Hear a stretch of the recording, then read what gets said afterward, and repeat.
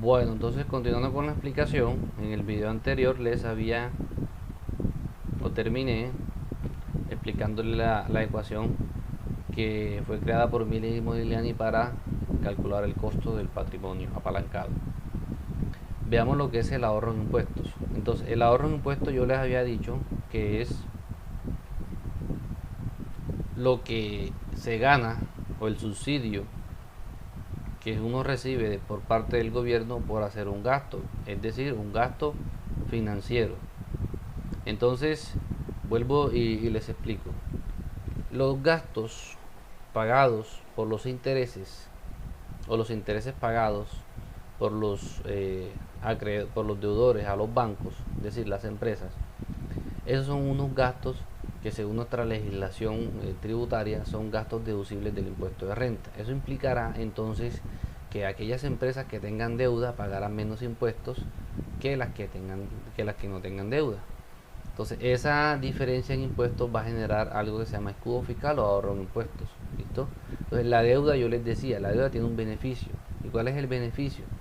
De que parte de los gastos que uno va pagando, eso va a disminuir o va a mejorar mi flujo de caja porque yo voy a pagar menos impuestos. ¿Listo?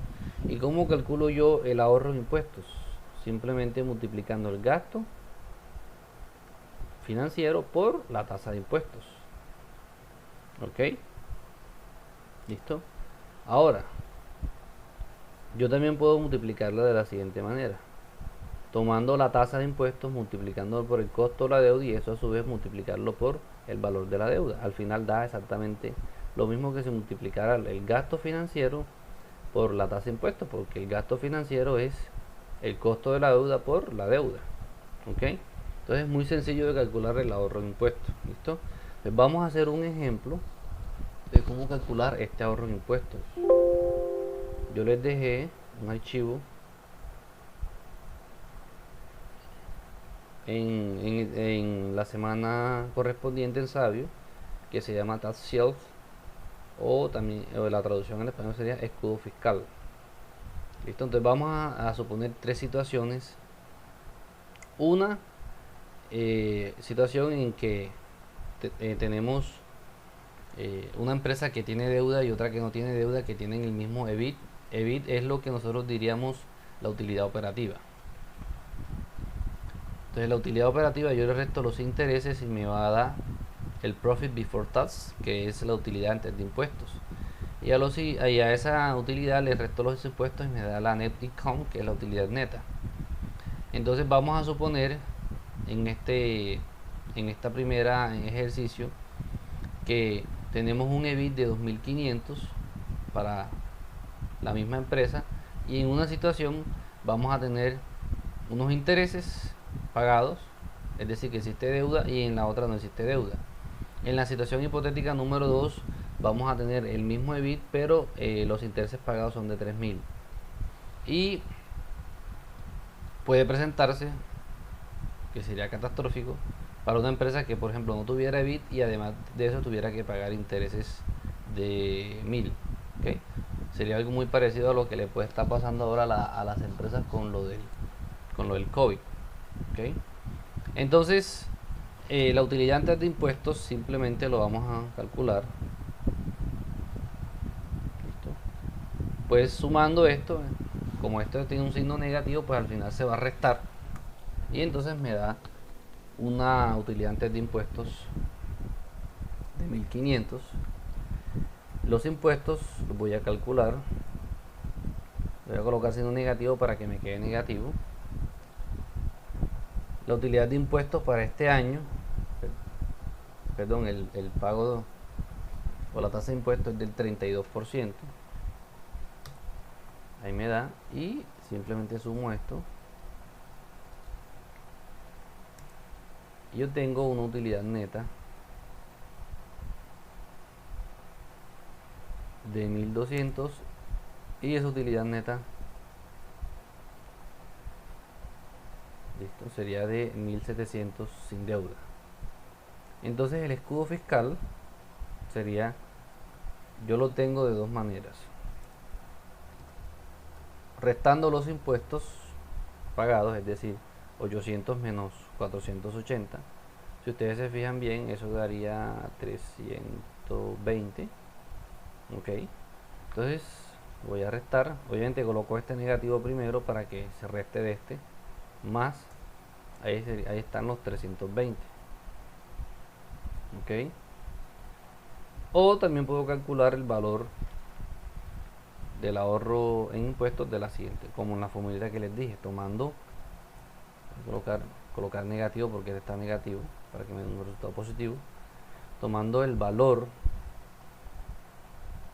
de los intereses pagados y multiplicarlo por la tasa de impuesto, que sería el 32%. ¿Listo? Doy enter y fíjense que aquí está igual, es decir, el ahorro de impuestos es la diferencia, o utilizando la fórmula me da igual. Entonces, en conclusión,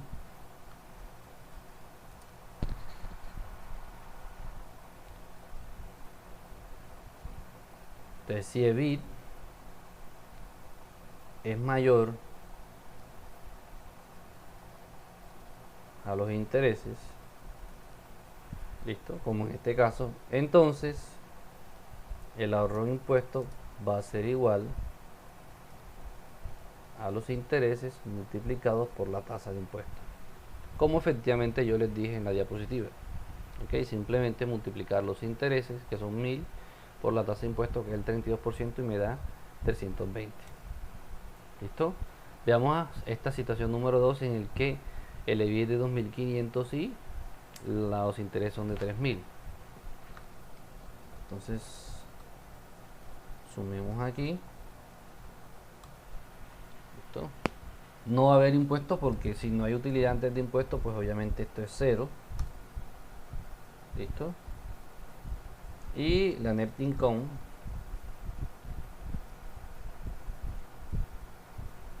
va a ser la suma de esta, es decir, sería negativa. Este lo voy a copiar y lo voy a pegar aquí. ¿Listo? Acá sí habría impuestos. Ok. Serían los mismos de acá, 800. Y esto lo voy a copiar. Y esto lo voy a copiar y lo voy a pegar acá. Y me da entonces 1700. Ok. Entonces, si yo tomo este y le sumo este, que es lo mismo, recuerden, me da entonces un ahorro de impuestos de 800. ¿Listo? Si yo aplico la misma formulita que apliqué acá, es decir, de multiplicar los gastos financieros e intereses por la tasa de impuestos, me va a dar 960. Entonces la pregunta es, no me está dando lo mismo que la diferencia o el ahorro de impuestos, es decir, lo que pagaría o no pagaría teniendo deuda o no teniéndola. Entonces en este caso, yo lo que tengo que saber es que si yo multiplico el EBIT por la tasa de impuestos, me va a dar entonces los 800, y le voy a quitar el signo negativo aquí. Entonces, ahora sí me da igual. ¿Listo? Entonces, en conclusión, si el EBIT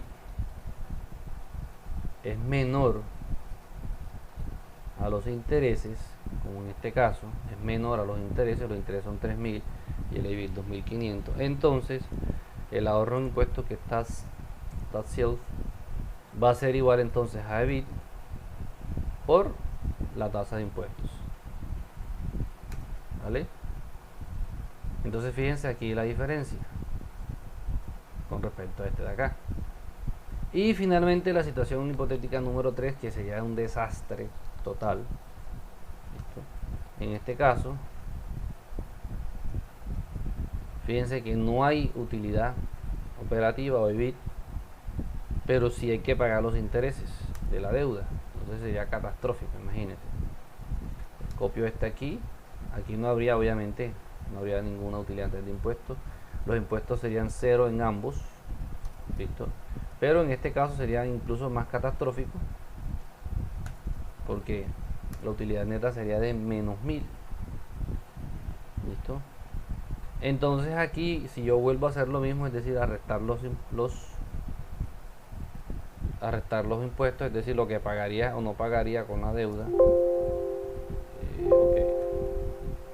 Aquí fórmula por allá, listo. Y si yo aplico la fórmula que yo les dije de multiplicar los intereses por la tasa, pues me daría algo incorrecto. Entonces vuelvo a tomar el EBIT para que me dé exactamente lo mismo. ¿Listo? Entonces, si EBIT es igual a 0, entonces el ahorro de impuestos va a ser igual a 0 también. ¿Okay? Entonces aquí están las tres situaciones que se pueden presentar para calcular el ahorro de impuestos. ¿Listo? Ahora, yo esto lo puedo calcular asumiendo, por ejemplo, una formulita que me va a permitir sortear todas estas situaciones. ¿Listo? Voy a copiar, por ejemplo, esto que está aquí, lo voy a copiar, lo voy a pegar acá debajo. ¿Listo? Y fíjense que aquí está calculado mi ahorro de impuestos y yo puedo fácilmente con la siguiente formulita calcular entonces todas esas tres posibilidades teniéndolas en cuenta. ¿Ok? Entonces aquí lo que hice fue copiar esto que está acá arriba. Entonces voy a aplicar una formulita aquí que me permita los tres escenarios incluirlo dentro de uno solo, de tal manera que no tenga que hacer esos tres escenarios. La formulita va a ser la siguiente. Voy a maximizar, voy a multiplicar la tasa, que en realidad debería tenerlo en una celda, pero no la tengo acá, entonces simplemente voy a colocar 0.32 por el mínimo entre el EBIT y voy a colocar menos los intereses, porque recuerden que los intereses los estoy colocando negativo, entonces le coloco el menos aquí para que con este menos se convierta en positivo. Cierro paréntesis y doy enter. Ok, entonces esta sería la situación hipotética número 1, en el que el EBIT es 2.500 y los intereses son de 1.000. Listo, y aquí me está dando entonces, fíjense, la diferencia del ahorro en impuestos igual que como en la formulita que yo le acabo de colocar. Listo. Si por ejemplo, si esto pasara aquí a 3.000, listo, me va a tener entonces,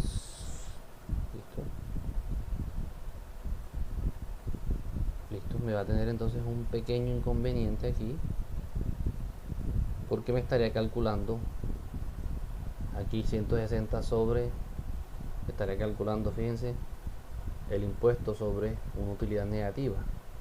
Entonces no se puede calcular sobre una utilidad negativa. Entonces esto aquí lo tengo que transformar con un condicional y diría que si este valor es mayor a 0, entonces voy a multiplicar este valor por la tasa de impuestos. Ok, de lo contrario que me coloque 0. Cierro paréntesis y listo. Ahí está, solucioné el problema. Entonces vuelvo. Situación número 1, que es esta. 2.500 y 1.000 de impuestos. Aquí la tengo. Y esto se me volvió a dañar. Ok, me tiene que dar. Ok, listo. Me da negativo, entonces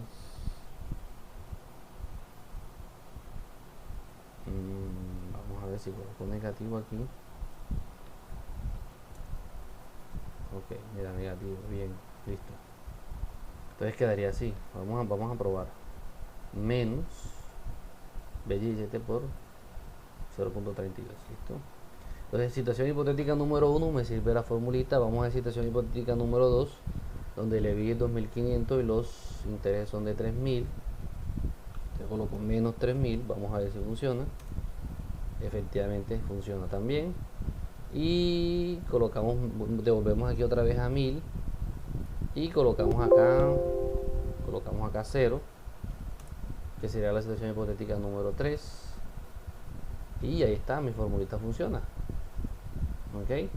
Eso quiere decir que, ¿qué hice? Ajusté un condicional aquí para el caso del pago del cálculo de los impuestos, es decir, que calcule impuestos siempre y cuando la utilidad antes de impuestos sea positiva. ¿Ok? Si no, de lo contrario, que me coloque cero, que es lo que estoy colocando aquí. Y acá, pues con esta formulita, simplemente lo que le estoy diciendo es que dependiendo de cuál de estos dos sea más mayor, entonces que siempre me tome el menor, perdón, que me multiplique el 0.32, que es la tasa de impuestos, por el menor entre estos dos. ¿Ok? Y ahí tengo entonces la situación hipotética número 3 también, todas están incluidas, ¿listo? Entonces eso es lo que se conoce como ahorro de impuestos. Siguiendo, influencia de las decisiones financieras sobre la creación de valor, ¿listo? Entonces, ya está demostrado por Miller y Modigliani que la estructura de capital sí afecta al valor de la empresa. ¿Ok? Entonces, la influencia sobre el valor de la empresa depende del contexto en el que se encuentre la empresa.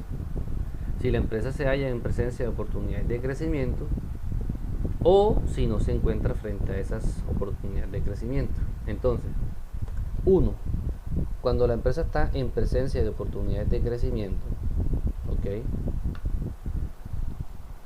Se dice que un incremento en el grado de endeudamiento va a contribuir positivamente a la creación de valor, dado que los fondos que se obtengan producto de ese financiamiento se pueden destinar a proyectos o inversiones con BPNs positivos. Entonces, en resumen es, si la empresa tiene la oportunidad de crecimiento, ¿por qué? Porque está explorando un nuevo mercado, lanzó un nuevo producto, por las razones que sea, es decir, tiene la posibilidad de crecer, es decir, puede que los competidores lo existan, pero la empresa tiene la oportunidad de ampliar su nicho de mercado, puede vender más, puede acaparar más clientes, etcétera, es decir, puede crecer, puede crear una nueva sucursal, lo que sea.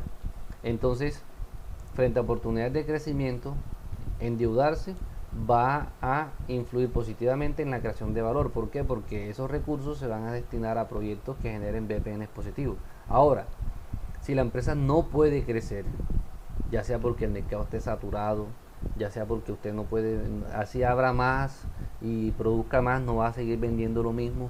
Eso es lo que pasa, por ejemplo, con algunos productos como el azúcar, perdón, como la sal.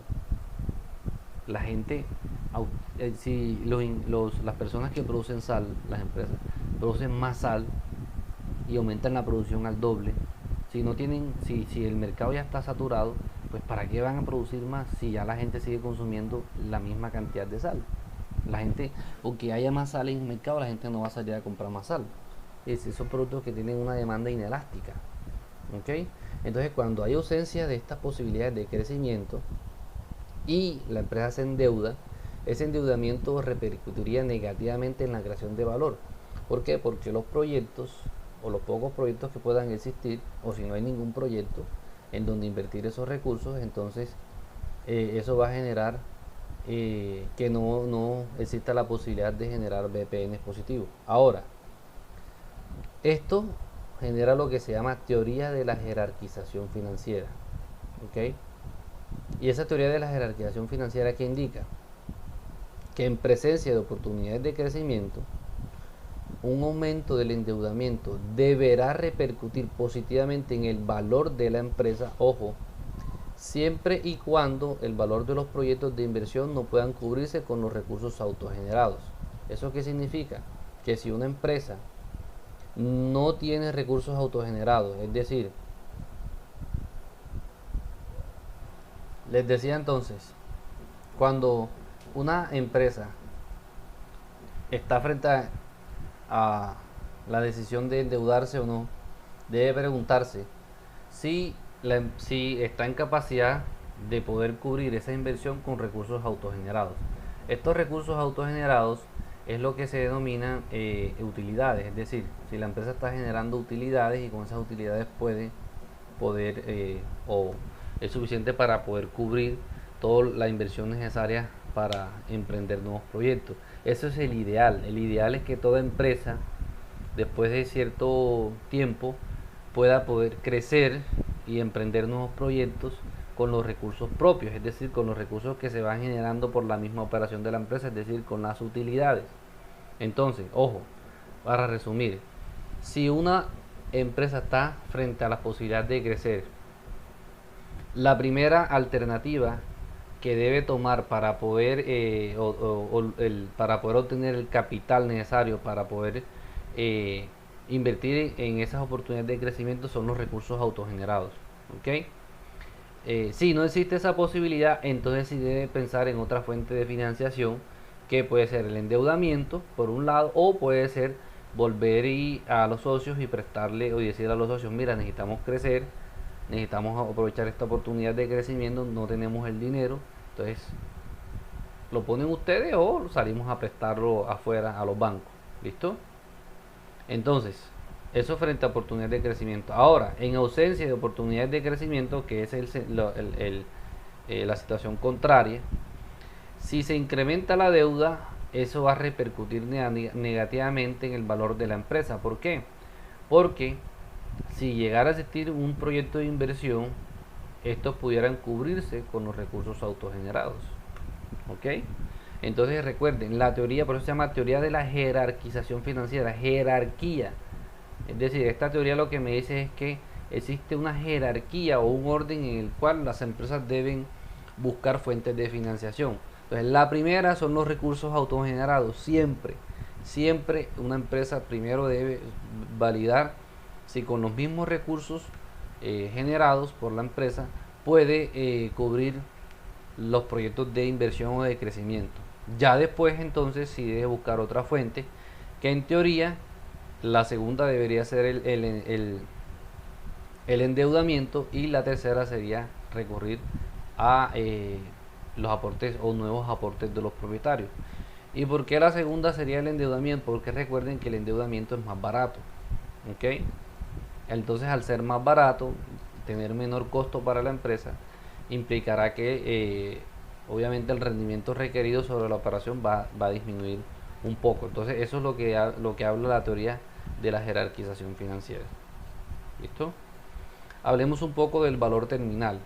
El valor terminal, también llamado valor de continuidad, se dice que es el valor presente de todos los flujos de caja que la empresa va a generar más allá del último año de proyección.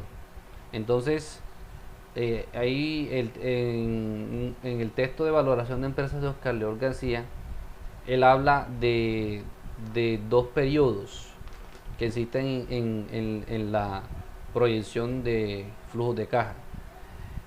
Hasta los años que uno va a proyectar, es decir, si uno proyecta 5 años o proyecta 10, eso es lo que se llama periodo relevante. Entonces, periodo relevante es aquel en el cual la empresa está en capacidad de poder hacer proyecciones, es decir, de hacer una estimación de los flujos de caja, de decir, bueno, el flujo de caja posiblemente va a ser esto, este y este, ¿ok? Eso se llama periodo relevante. Hay algunos autores como Oscar León García que sugieren que el periodo relevante debe ser 5 años. ¿Eso qué significa? Que en 5 años yo voy a hacer la proyección. ¿Y por qué 5 años? Según Oscar León García, porque en 5 años existe un futuro previsible. Ojo, un futuro previsible, es decir, que en 5 años uno más o menos sabe cómo va a ser el comportamiento de la economía. Entonces, por ejemplo, aquí en Colombia los periodos presidenciales son de 4 años, entonces más o menos uno sabe desde que se monta un presidente hasta que termine más o menos cómo va a ser el comportamiento de ese gobierno, y por tanto cómo va a ser más o menos el comportamiento de la economía. Si el gobierno es de derecha, de ultraderecha, de centro, de izquierda, entonces eso uno va a haber cierta pues los gobiernos van a tener cierta tendencia a mirar algunos aspectos de la economía.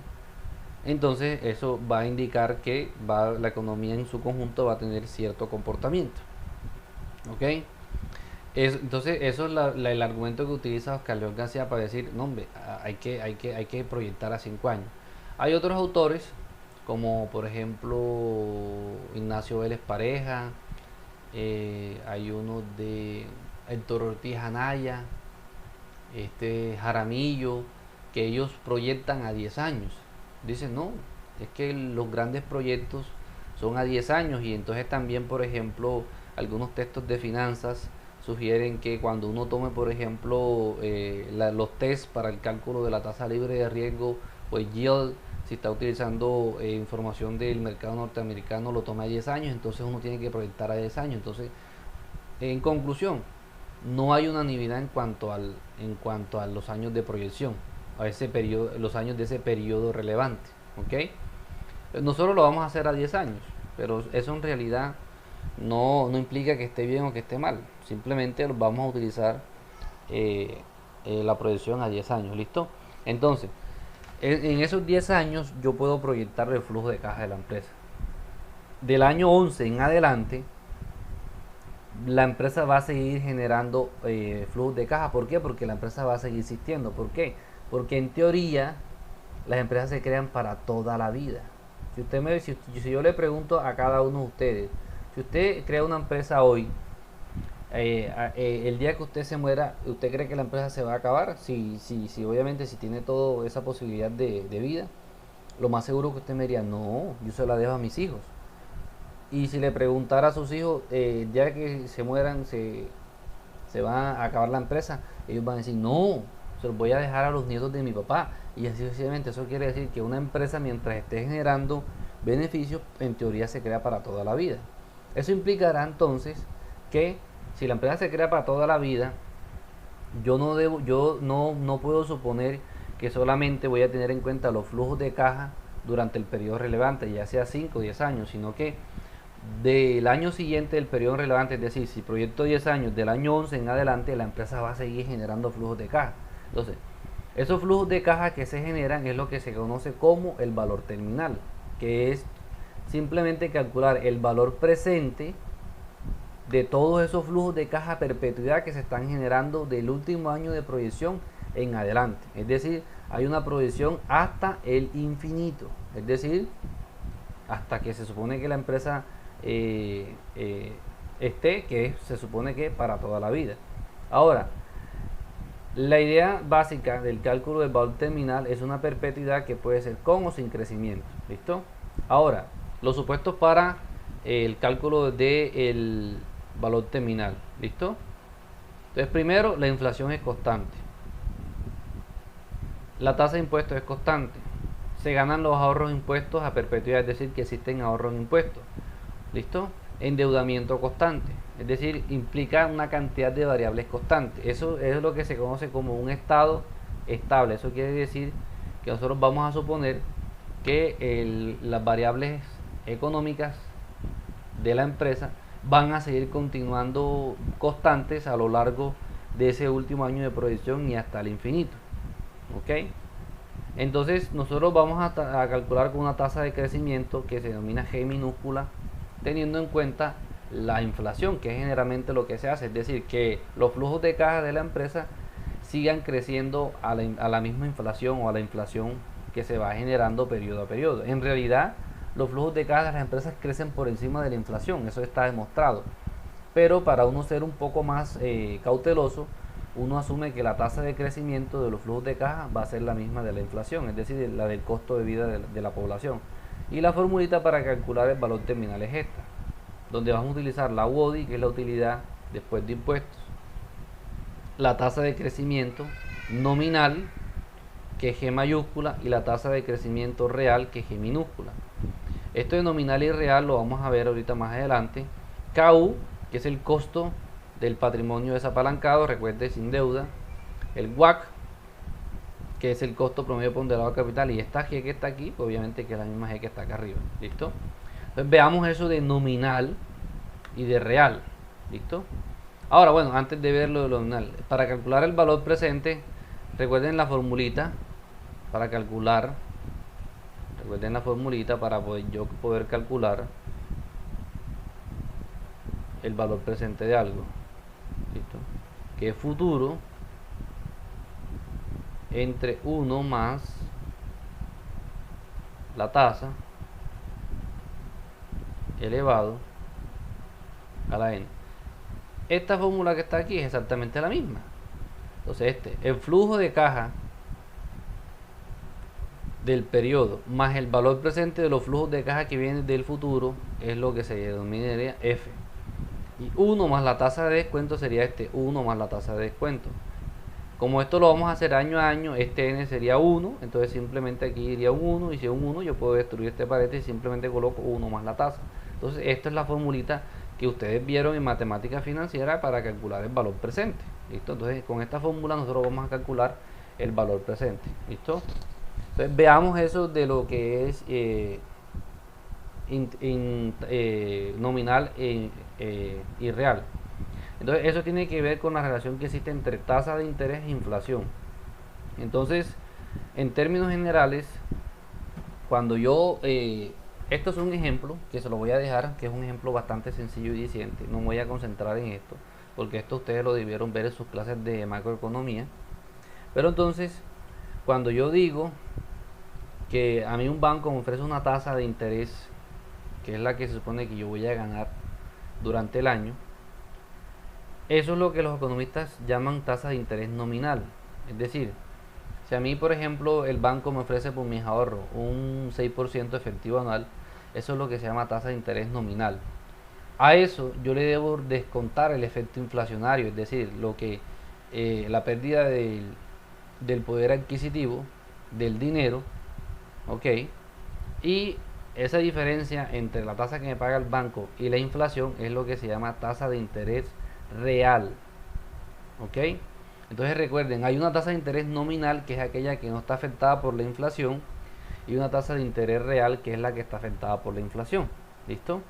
Entonces las formulitas que nosotros vamos a utilizar son las siguientes. Para yo calcular una tasa nominal voy a tomar la tasa de interés real y le sumo 1 y eso lo voy a multiplicar, ojo, multiplicar por 1 más la inflación y a todo eso le resto 1.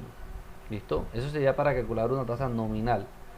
Si yo quiero calcular una tasa de interés real, simplemente tomo la tasa nominal, la divido entre la tasa entre la inflación y a todo eso lo resto 1. Es decir, simplemente lo que hago es despejar este término que está acá. Entonces, estas formulitas nosotros las vamos a utilizar para poder calcular el efecto inflacionario sobre las tasas nominales, o sea, descontárselo o quitárselo. ¿Listo? Entonces esto es muy importante que lo tengamos en cuenta. No enfatizo mucho en esto porque esto primero es sencillo y lo segundo que eso ustedes debieron verlo en sus clases de macroeconomía. ¿Ok?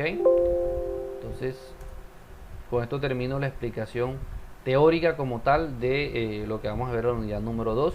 Recuerden estudiar los textos que les dije que están en el libro de finanzas corporativas de Rossi y compañía y los capítulos que les dejé en la unidad número 3, en Sabio, en la semana número 13.